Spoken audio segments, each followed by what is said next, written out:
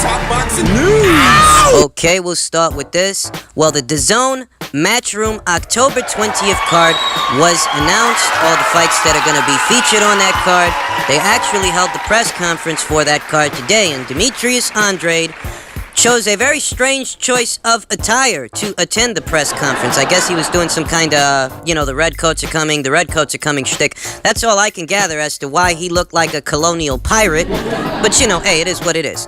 But, the fight that really caught my attention on the card, aside from the Andrade versus Saunders fight, the WBO middleweight title fight, aside from that fight, the fight that caught my attention the most was the Spill it. Katie Taylor versus Cindy Serrano fight. I think this is a very intriguing fight for more reasons than one, for the fight itself and for what could come of the fight, depending on who's the victor. Now, those of you that follow this channel already knew that this fight was waiting in the wings. That ahead of the Kimberly O'Connor fight, this fight was announced as well. And that this fight basically hinged on whether or not Katie Taylor was going to make it past Kimberly O'Connor. I talked about that fight, and I said very succinctly that, Kimberly O'Connor's got nothing for Katie Taylor, so it's very likely that Katie's going to beat her, and she's going to look good doing it, and that's what she did. So this fight was more of an eventuality than a probability. So here we are. On October 20th, these two fighters are going to be hashing it out. So now let's get into the brass tacks, the mechanics of the fight, and the overall aesthetic. How's the fight gonna look, and who's gonna win the fight? Who do I like for the fight? Well, I'll tell you this much. Katie Taylor's gonna have several advantages, functional advantages working for her. Advantages in terms of physicality, and advantages in terms of stylistics. That Katie can fight going forward, she can fight going backwards, she can fight going sideways. If there's a range to fight, Katie Taylor can fight there. More particular to this fight, I think Katie Taylor's gonna be fighting on the back foot. I think that Cindy Serrano is gonna be the fighter coming forward. She's gonna be the more aggressive fighter in the fight. And Katie Taylor will be mindful of Cindy Serrano, who's a very game opponent, a very come-forward, aggressive kind of fighter. I think this is going to make Katie Taylor fight her on the back foot and use those angles. To evade and counter. Use those angles, use that accuracy to work off the counter. In this fight, Katie Taylor's going to be the faster fighter in the fight. That's in both areas. She's going to have the faster hands and the faster feet. So she's going to be able to work around a very aggressive come-forward Cindy Serrano. What else? Katie Taylor's angles are going to allow her to penetrate the guard of Cindy Serrano, penetrate the guard, and Katie Taylor's speed is going to allow her to connect those punches, but be able to get out of the way before anything comes back at her. She's going to angle her upper body, she's going to angle her punches to penetrate, split, and or get around the high guard of Cindy Serrano. And with Katie Taylor's hand speed, it's conceivable that she'll split the guard quite a few times. Cindy Serrano is a tough customer, but she's not defensively blessed. Cindy Serrano, as tough as she is and as seasoned as she is, she's one of these fighters that compromises her defense for offense. That she does get hit quite a few times coming through the front door to get up close to her opponent and try to make things happen. Mix it up. And that way, I can see Katie Taylor peppering Cindy with shots. And they may not deter Cindy because Cindy's got some of the best punch resistance in the business. They may not deter Cindy from coming forward, but these will still be scoring blows in front of the eyes of the judges. I think Cindy's got the edge in power and punch resistance. She's a tough nut to crack, but she's lacking in a lot of other areas ahead of this fight. Katie Taylor, she's got speed working for her, foot speed and hand speed. She's got angles, combinations that are defensible combinations. It's not just putting the punches together, it's putting them together in such a way and at such an angle that you can string them together without anything coming back at you or evading whatever does come back at you. Katie's got those things working for her.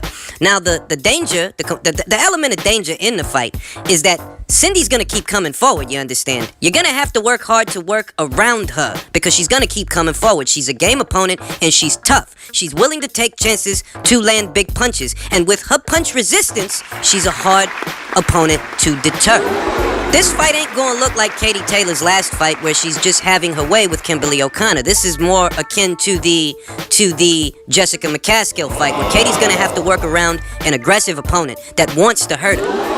The overall aesthetic of the fight, the characteristics, how it's gonna look, it's gonna look a lot like the Layla McCarter fight, where you got one opponent boxing circles around the other opponent, except that Katie is actually faster than Cindy and Layla. So when you tack that on to the stylistic matchup, it kind of gives you a picture of how this thing's gonna go down. Now I'll reiterate, The element of danger here is how game and how tough and how hard to deter Cindy is. So the real peril here for Katie Taylor is to not make the mistake of becoming overzealous with her speed, not putting too many punches together and shortening up those punches. You know, a pitfall that's commonly associated with Amir Khan, a guy who many people feel is overzealous with his speed, and maybe he shouldn't throw so many combinations and stay in front of a guy when what comes back at him could be something that knocks him the fuck out. That's kind of the danger here. Because I feel that Cindy's definitely got better punch resistance than Katie. I think that, and we've seen that over time, that Cindy has squared off against some big punchers in women's boxing throughout several divisions, and she's never been knocked out. She's got 5 professional losses, but she's never been knocked out. So that's really the peril here, that as Cindy is coming forward, is a good chance that she can take what Katie's got. So I see this thing going to the cards. I see it going to the cards, and I see Katie Taylor winning a decision behind the cleaner boxing. That even though Cindy's gonna do what she's gotta do to make it hard for Katie, Katie's gonna come out on top, and she'll have the cleaner, clearer boxing of the two fighters in a fight. So I'll tell you, look, don't misinterpret what I'm saying because I'm giving Katie Taylor the edge to win the fight. Cindy Serrano is a good fighter. This girl ain't lost a fight since 2012. Since 2012, she's piled up 12 victories. So Cindy Serrano is a good fighter, and so far what she has been doing has been working for her. It's just right here, it's not, I don't think it's going to work out that way. I think that Katie Taylor will dish out a loss to Cindy Serrano. So you know what? Keep your eyes peeled for this fight on October 20th. I think it's going to be a fun fight to watch. I think it's going to be a real nail-biter. Now, I just want to impart this last word that, you know, I've got Katie winning the fight. Some of you might have a win in the fight, too. But with that, we can hypothesize that if Cindy loses this thing, Amanda's going to want to get that back for her. Amanda might want a piece of Katie. She might want a piece of that action if Katie beats Cindy. And a fight between Katie and Amanda, I'm telling you, that's a much closer fight than this. And that's what could happen if Katie Taylor wins this fight.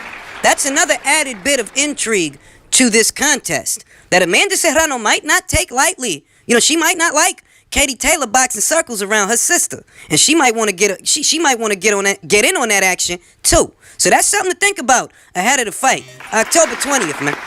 Now, particular to one of the guys on that same card, one of the guys fighting in the main event, Billy Joe Saunders had some recent statements as far as the future that if he can't get the winner of Canelo versus Golovkin, then he'll take a Daniel Jacobs fight.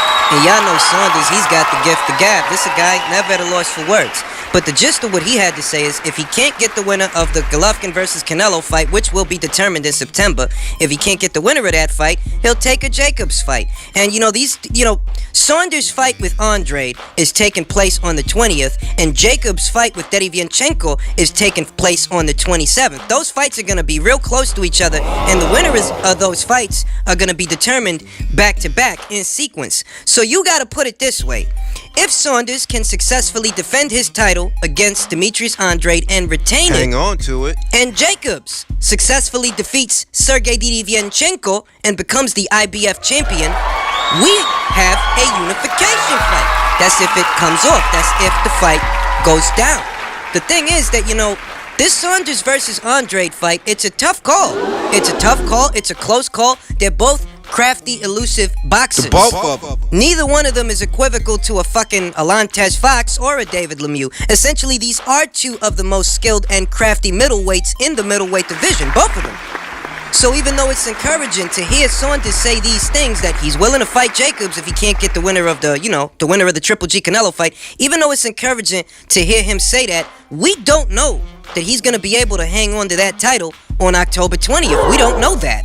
And I'll tell you, I'm really racking my brain trying to figure out who is going to win this fight and how's it going to look, because both of these fucking guys got a lot in common. These two guys, it doesn't look that way on the surface, but they've got a lot in common. They've got a lot of similarities. For starters, Saunders is a southpaw and Demetrius Andrade is a southpaw. Saunders is an elusive, crafty counterpuncher, and so is Demetrius Andrade. Saunders got a good set of legs, so does Demetrius Andrade. These two guys are both of the same school of hit and not get hit. And it's not even like one guy's significantly older than the other. These guys have a lot in common, so it's very hard to try to figure out, okay, what's this fight gonna look like and who's gonna win the goddamn thing? That's why before I even entertain the possibility of Saunders fighting Jacobs somewhere down the line, we first gotta tackle the issue of who's going to win Saunders versus Andre, because it's conceivable that the winner of Saunders versus Andre is going to square off against the winner of Jacobs versus Derevianchenko, which is a matter in it of itself. We're not even going to get into that. We're trying to keep the video short after all. I'll say that when Saunders says this, that he's willing to fight Jacobs afterwards, for once, I believe him. I think that Billy Joe Saunders realizes that you can't keep sitting on your hands waiting on a Canelo or a Golovkin. You can't keep sitting on your hands waiting for something to happen there. You know, in the past, Saunders has missed out on those opportunities. His fault. But it seems that, you know, now he wants to hit the gas. He wants to make things happen. The thing is that you can't wait around forever for something to happen, so you might have to make something happen. And you might have to make something happen with Daniel Jacobs. When he says this, for once, I believe him.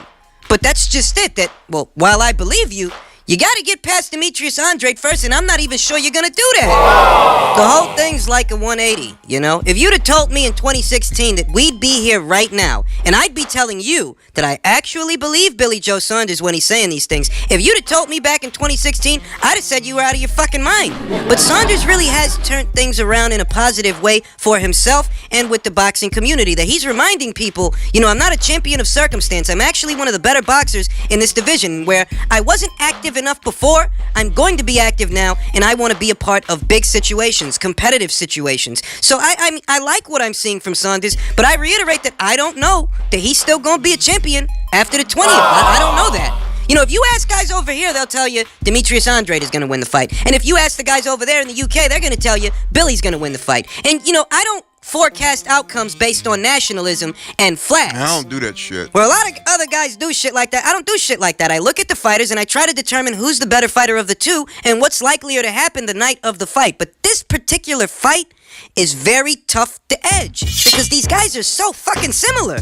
One little tidbit that crossed my mind as I saw these guys talking shit to each other at the press conferences, you know, Andrade is a little taller, he's a little longer guy, and since they're both, you know, he's an in-and-out fighter. They're both in-and-out fighters, but since Andrade is a little taller and a little longer, well, that might give him a slight advantage. But I mean slight, like real slight, like by a fucking nose hair, okay? Because Saunders is defensively sound, too. This guy's no punching bag. This guy's no stationary target. So even with that, it still seems like a tough fight to edge and a hard fight to forecast. You know, I'm gonna be watching fights and I'm gonna be racking my brain trying to figure out what's gonna happen here. Most I can say is I like the fight. I think it makes for a real chess match, but this is a tough fight to edge. It is.